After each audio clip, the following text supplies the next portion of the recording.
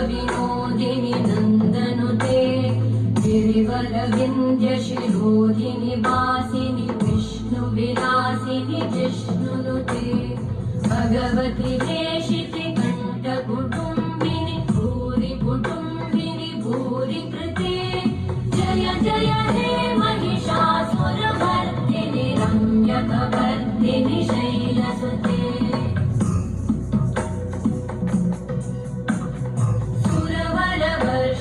दुर्धरधर्षिणि दुर्मुखमर्षिणि हर्षरते त्रिभुवनपोषिणि शङ्करतोषिणि कल्मषपोषिणि घोषरते तनुजनिरोषिणि दितिसुतरोषिणि दुर्मदशोषिणि सिन्धुसुते जय जय हे महिषासुरमर्दिनि रम्यकवर्दिनि शैलसुते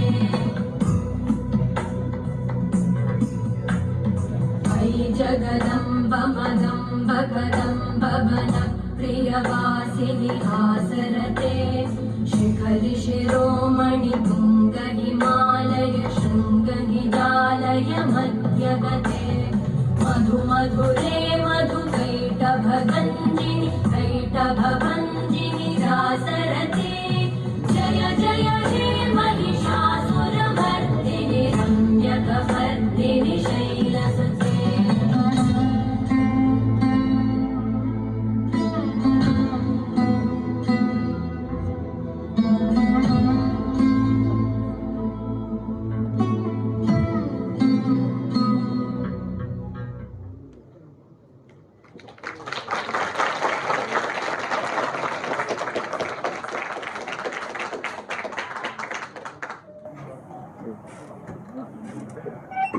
एकः स्वरतो वर्ण वा मिथ्या प्रयुक्तो न समर्थः सवाग्वज्रो यज्वानां हिनाति यथेन्द्र शत्रुः स्वर्गो।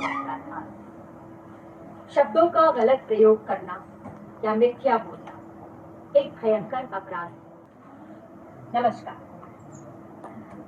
वाग देवी की आराधना करते हुए मैं इस नाटक की प्रस्तुति वेला में आप सभी लोगों का स्वागत करती हूँ और अब सबसे ये विनम्र प्रार्थना करती हूँ कि आप मेरा साथ देंगे, साथ ही मेरी बातों को ध्यान से सुनेंगे और अपने अपने मोबाइल को खामोश रखें। मैं तो आपके घर की बेटी, आपके घर की बेटी, आपके भी घर की बेटी। मैं सारे भारतीय परिवार की लाडली हूँ, उनका अभिमान, सम्मान हूँ या उनकी आवाज हूँ। आवाज हूँ हर बेटी की, हर बहन की, हर पत्नी की और हर माँ की आवाज। मैं कितनी बार कहा है घर में खेलने को, बाहर नहीं। जाओ कर दो। पर मुझे थोड़ी देर बाहर जाके खेलना है। मैं घर में खेलने के लिए खिलौने लाया हूँ ना मैं। जाओ घर जाके खेलो। पर मुझे बाहर। बहुत जिद्दी हो गई हो तुम। अरे सुनती हो? कहाँ मर गई? तुमको कितनी बार कहा है बच्चों को घर में खिलाया करो, बाहर नहीं। एक तो दो बेटियां पैदा कर दी, संभल की एक है नहीं। जाओ कर जाओ। घर जाओ।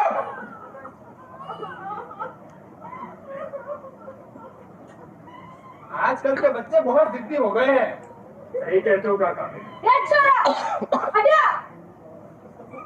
क्या शिकायतें सुन रही हुई मैं थारी? क्यों हो गया माँ? तुम की छोरी छेड़ाया? नाना कौन गए हैं? और चौपाल वाली सुषमा? नाना माँ झूठ बोल रही है वो छोरी, इसे पूछ लो। हाँ काकी, इसने कोई छोरी नहीं चढ़ी। हाँ नहीं चढ़ी। तने विश्वास नहीं क्या मार पे?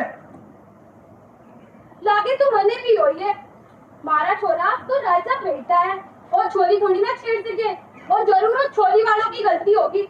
छोरियों को बाहर काटे क्यों है छोटे छोटे कपड़े पहन के? सही कहती हो काकी, इन छोरियों को तो सबक सिखाना पड़ेगा। बिल्कुल। चलो चलो।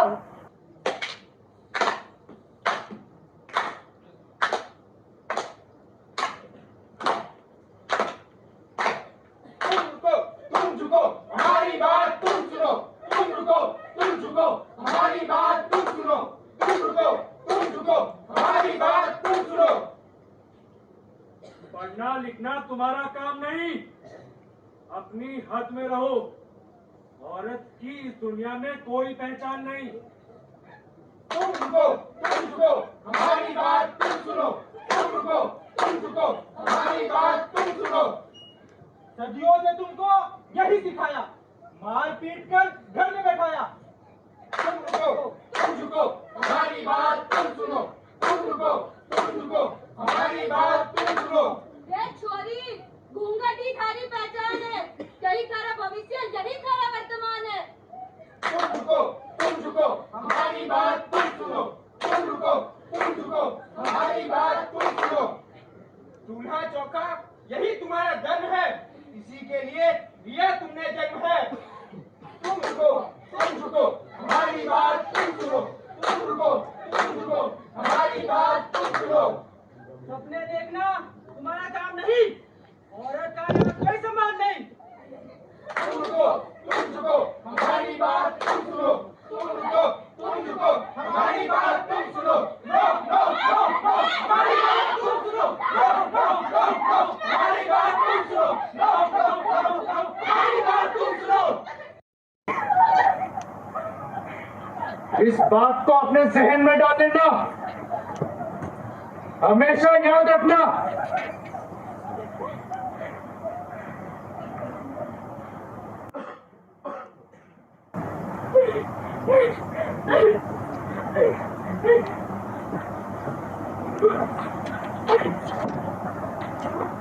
मुझे यहाँ घुटना चाहिए, मुझे नहीं रहना हूँ।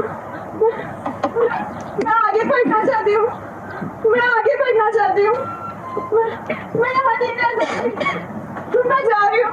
रुक जा बेटी, रुक जा। ये दुनिया बहुत बुरी है, ये दुनिया हमें जीने नहीं देगी। रुक जा बेटी, मैं जा रही हूँ। अरे कोई तो इसे समझाओ, कोई तो इसे रोको, रुक जा।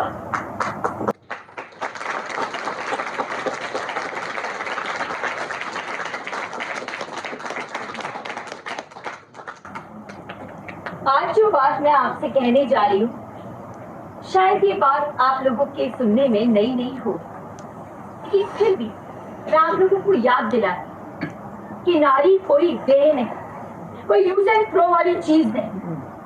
लेकिन कई हजार साल बाद भी लोगों की सोच में, उनके नजरिए में परिवर्तन नहीं आया। आज भी लोग नारी को केवल और केवल मात्र एक देह समझते हैं। क्या आप लोग मेरी इस बात से सहमत हैं? क्या आप सहमत नहीं हैं? तो फिर आप अखबार नहीं पढ़ते, और आप लोग भी असहमत हैं, तो फिर आप न्यूज चैनल नहीं देखते होंगे। क्या आप अखबार पढ़ते हैं और आप न्यूज चैनल देखते हैं, फिर भी आपको प्रमाण चाहिए? मैं दिखाती हूँ प्रमाण। 1973 अरुणा शानबा केईएम हॉस्पिटल की एक नर्स, उसी हॉस्पिटल के सफाई कर्मचारी ने उसका बलात्कार कर डक चेन से गला घोटकर मारने की कोशिश, मारी जाती तो बच जाती, 20 साल तक जिंदा रही और पल पल बढ़ती रही। 1992 राजस्थान खबरी के बाल विवाह के खिलाफ उसे सबक सिखाने के लिए उच्च वर्ग के 5 लोगों ने उसके साथ बलात्कार किया। 2013 मुंबई शक्ति मिल के पास एक फोटो जर्नलिस्ट का बलात्कार किया गया और बलात्कार के दौरान उसका वीडियो भी बनाया।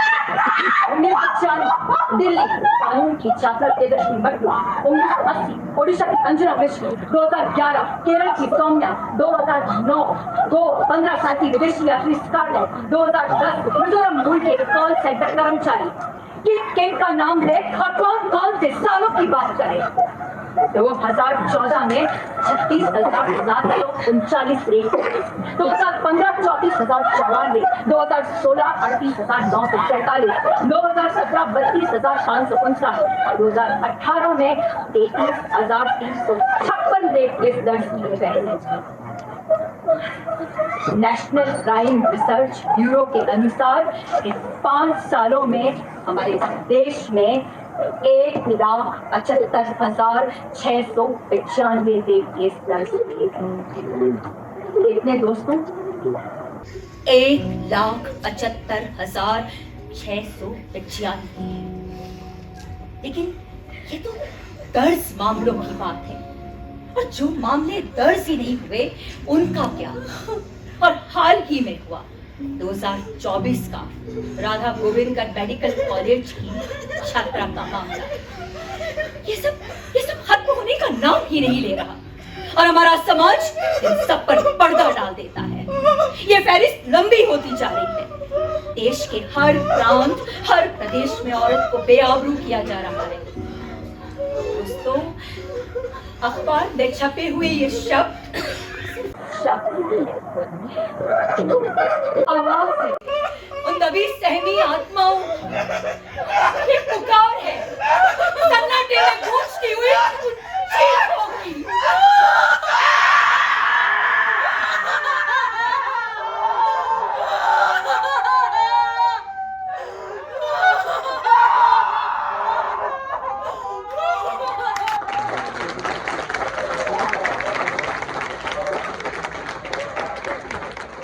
यार, इन औरतों को घर से बाहर जाना ही नहीं चाहिए, और अगर जाना है तो किसी मर्द के साथ निकलो।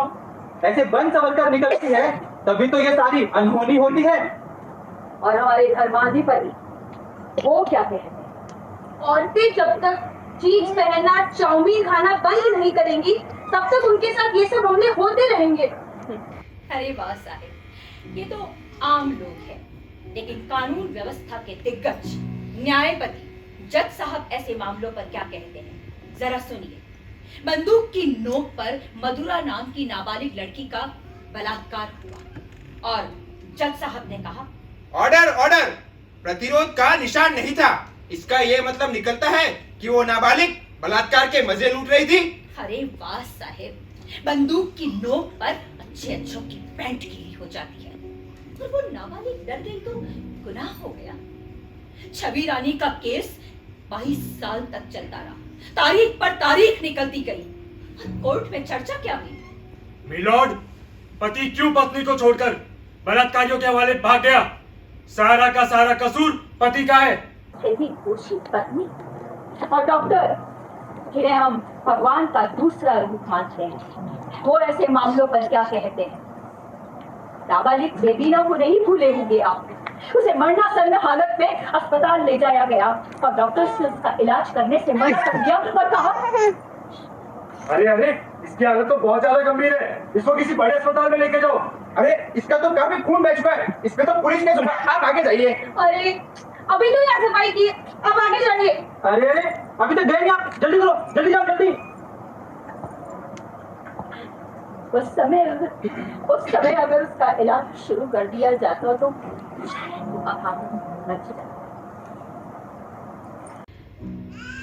इन सब की बातें सुनकर हम बड़े अच्छे लोग हैं, ये सोचकर खुश होने की जरूरत नहीं है दोस्तों, क्योंकि आपने और हमने भी कोई अच्छा काम नहीं किया।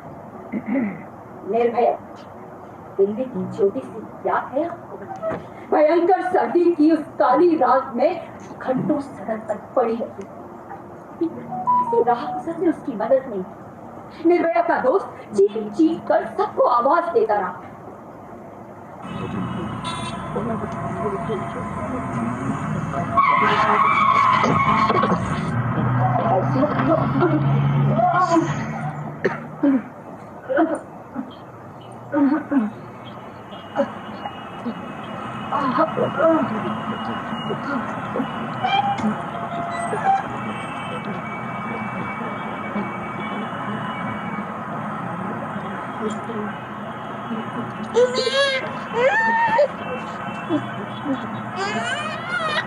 क्या रूम बेबी तुम्हारी बहुत सुंदर है, बहुत सुंदर है।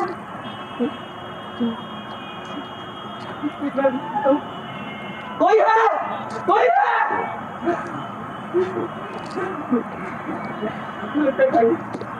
वर्षा गाड़ी रोकिए, वर्षा गाड़ी रोकिए, वर्षा गाड़ी रोकिए, वर्षा गाड़ी रोकिए, गाड़ी रोकिए, गाड़ी रोकिए, गाड़ी रोक लीजिए, मर जाएगी बेचारी, हालत देखिए इसकी, गाड़ी रोकिए, गाड़ी रोकिए।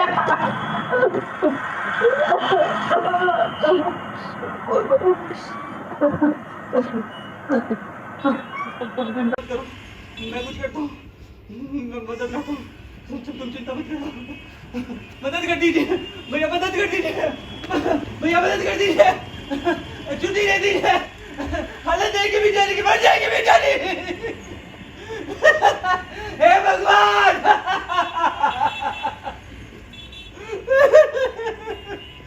कोई मदद नहीं कर रहा हमारी।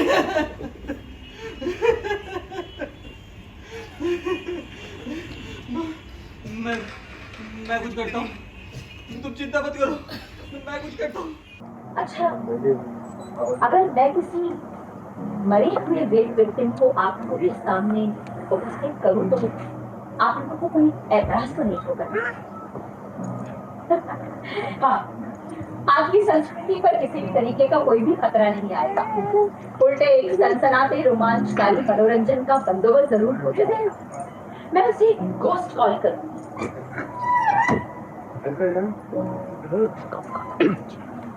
तो अभी कुछ दिन पहले मेरे घर एक पार्सल आया। जब मैंने उसे खोला तो मुझे ये डायरी खाती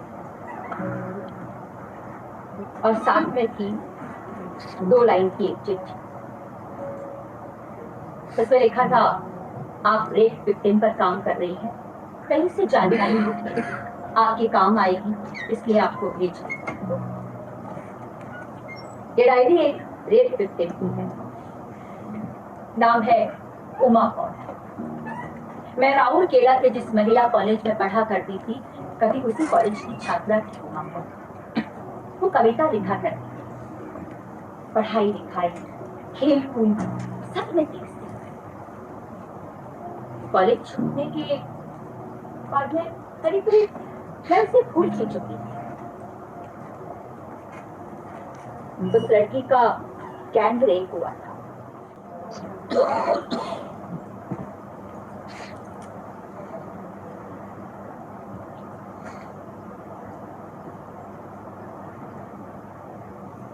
आखिर कोई ऐसा कैसे कर सकता है? इतनी दरिंदगी। आज हम सब उमा कौर को होस्ट कॉलिंग के जरिए यहाँ बुलाएं।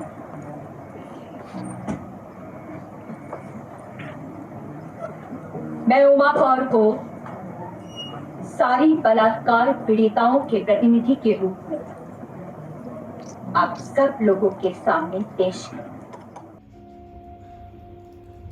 उमा कौर, उमा कौर, आओ उमा कौर, आओ। मैं और इस प्रेक्षालय के सारे दर्शक तुम्हें पुकार रहे हैं उमा कौर। आओ उमा कौर, आओ।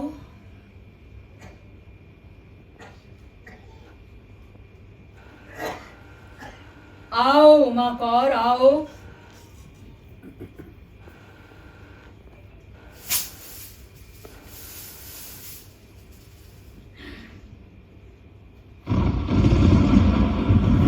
लगता है वो आ गई।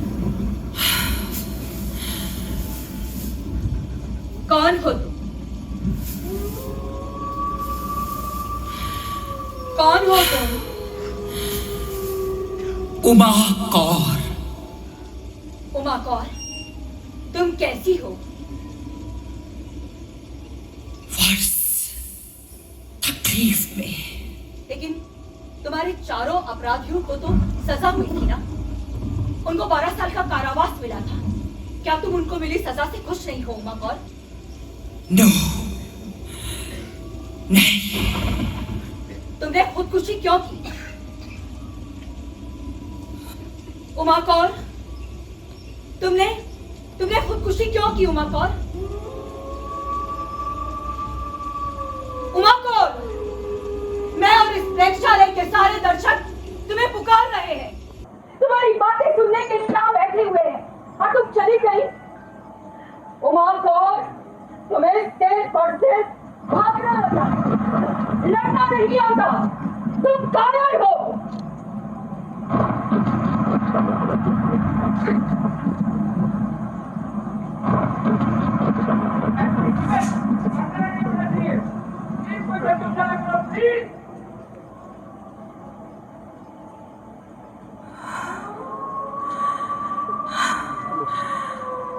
मैं कायर नहीं हूं, नहीं हूं मैं कायर। मैं भी लड़ी थी,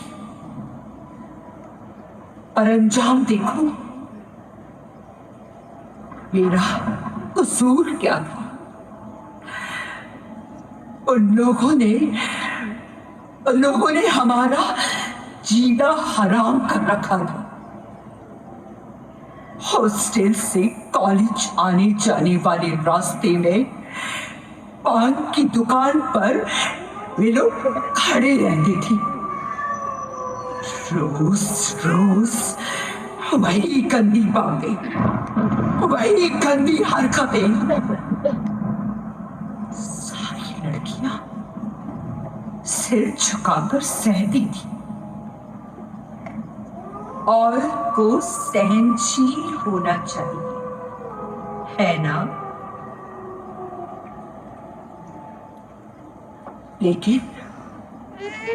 लेकिन मुझसे सहा नहीं जा रहा था।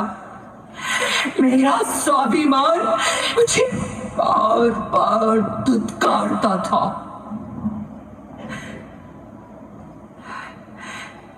पुलिस में शिकायत की, कोई कार्रवाई नहीं हुई। और उस दिन तो ऐसी गंदी बात कही उस बदमाश ने कि मेरी सब्र का बांध टूट गया। मैंने चप्पल निकाली और उसे दिखाई।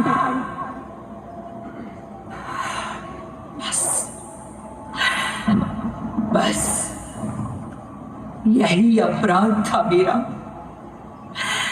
17 साल की लड़की के इस अपराध की सजा थी सामूहिक बलात्कार।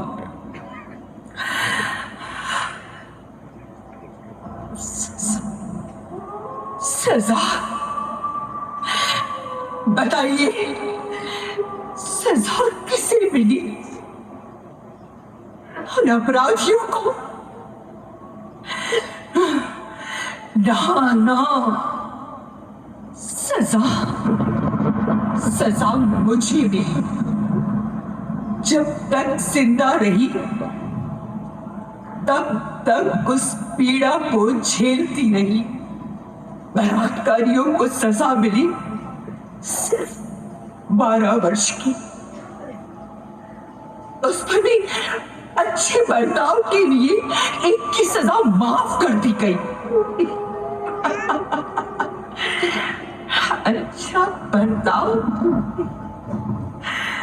अच्छा बर्ताव सुन रहे हैं आप? किसी निस्सहाय लड़की का रेप करने के बाद कोई क्या अच्छा बर्ताव करेगा और कैसे करेगा?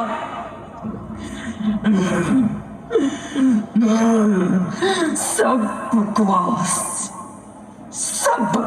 है।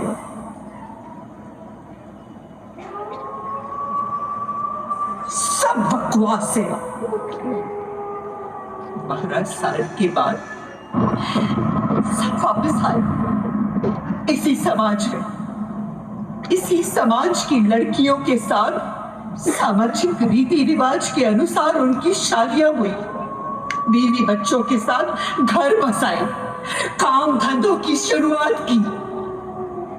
किसी ने उनकी पिछली जिंदगी में कभी नहीं झांका। और मैं जिंदगी भर अपनी पिछली जिंदगी में पल पल मरती रही। मेरा बलात्कार सिर्फ उसी एक दिन का नहीं था, मेरा बलात्कार तो हर पल हर क्षण होता रहा।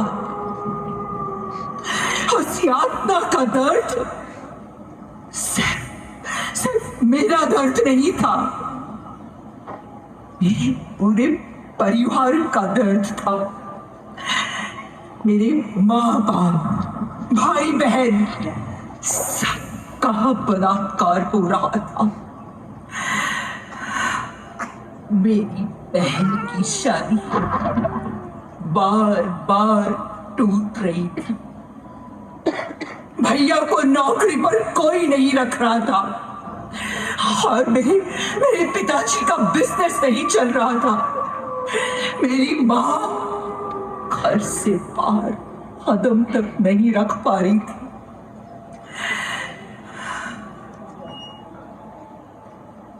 क्योंकि उनके घर में एक रेप विक्टिम रहती थी। मेरा बलात्कार उन दरिंदों ने सिर्फ एक बार किया था, पर ये समाज लगातार 20 साल तक हर पल हर दिन मेरा बलात्कार करता रहा।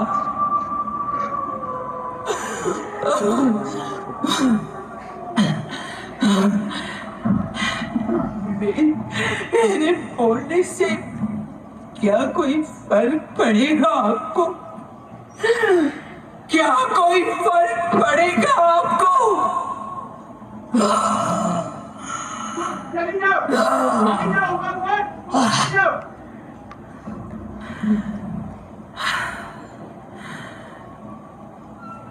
हाँ, मैं चली जाऊंगी, पर मैं आना चाहती हूँ। मैं आना चाहती हूँ यहाँ, अपने संजोए सपनों को पूरा करना चाहती हूँ। फिर से एक नई जिंदगी मिले तो उसे पूरी तरह जीना चाहती हूँ। औरत होते हुए नहीं, सम्मान के साथ, स्वाभिमान के साथ जीना चाहती हूँ।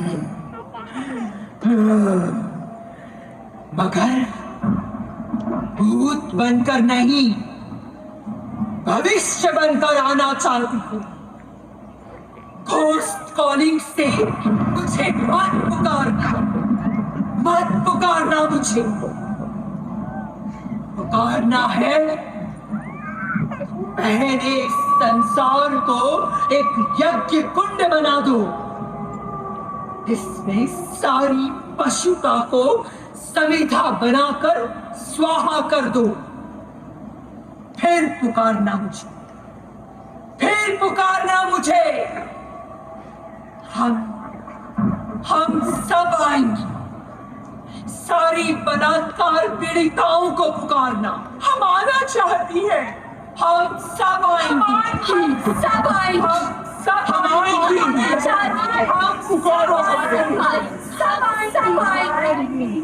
हम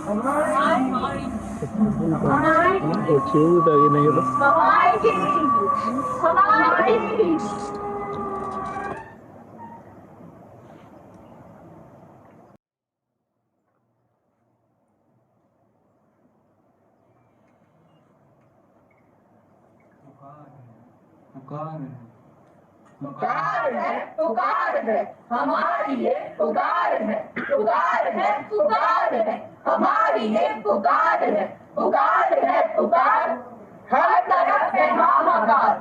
प्रश्न ये खड़ा है क्यों, हम पे बार बार है, इंसानियत को कर रहे, हम तो शर्मसार है। हमारी ये ललकार है, हमारी ये ललकार है,